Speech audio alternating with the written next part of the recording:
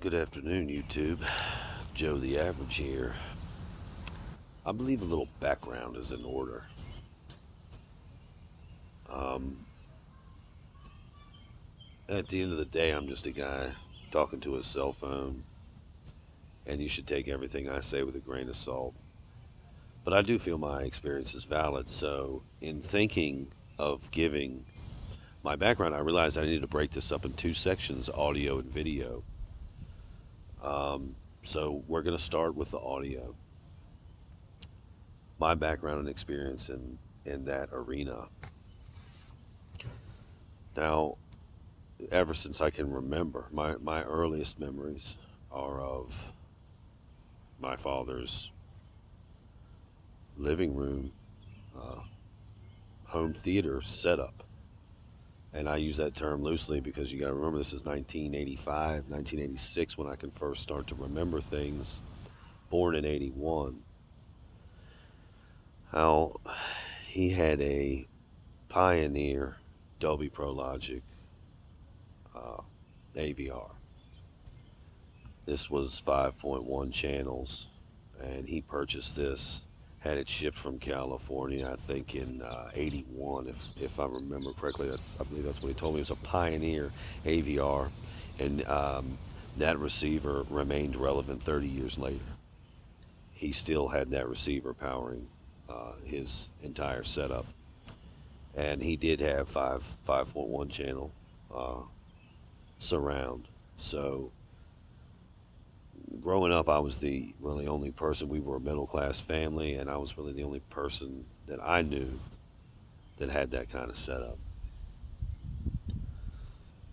I guess in the late '80s, my father started building a home entertainment center for me. So that took us a few years, but it ended up being two KLH left and right speakers, each containing two 12-inch subwoofers, a 4-inch mid-range, and a 1-inch tweeter. That was paired with a 12-inch Infinity subwoofer that had two rear satellites as well. The subwoofer was 400 watt, um, powered with an amp on the back.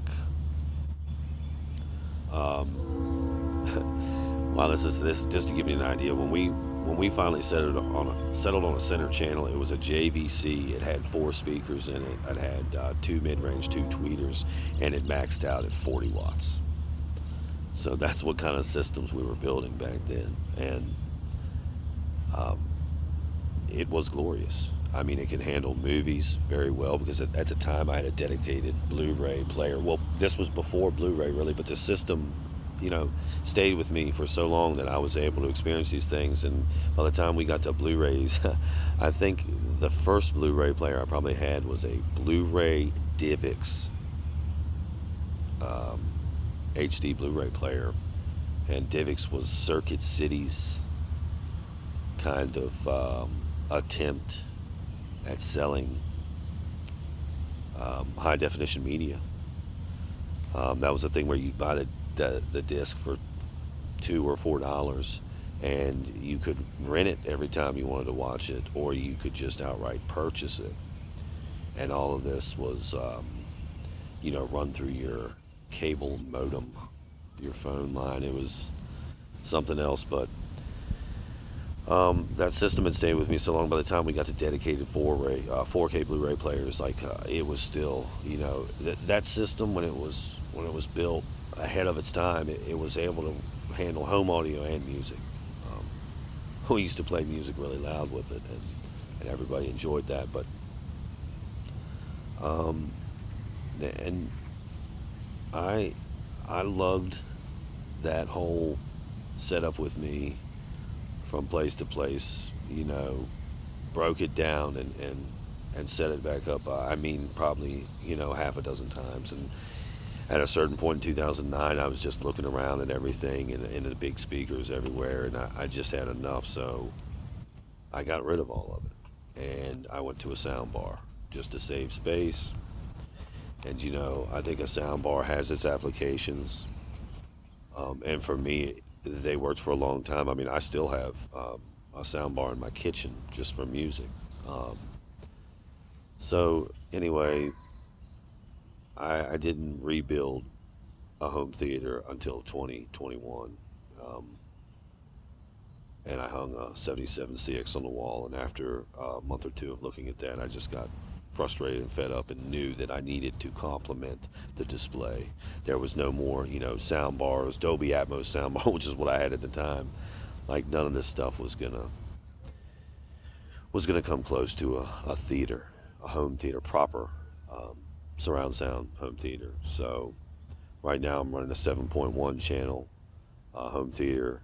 Um, I do have two subs running, but it's only a mono signal, so they're not independent. And I have two front presence speakers. Um, it's all budget, but five of the seven speakers are in walls, and of course the two subs they're not in wall. But so there's four, two bookshelves, two subs, and five in walls, um, and we love it. But that's just the audio side. Um, You know, I had many receivers.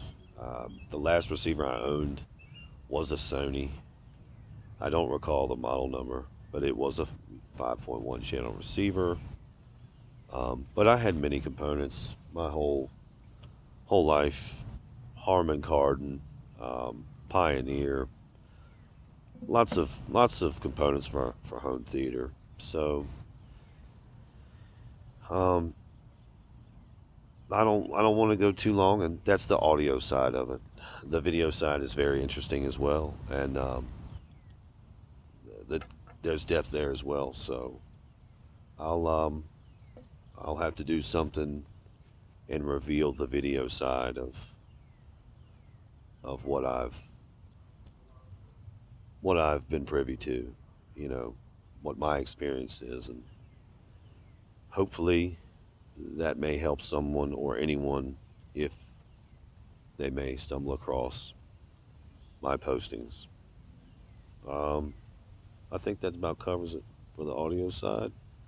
Be looking out for the video side. As always, thank you for listening. Be good, be safe. Boom.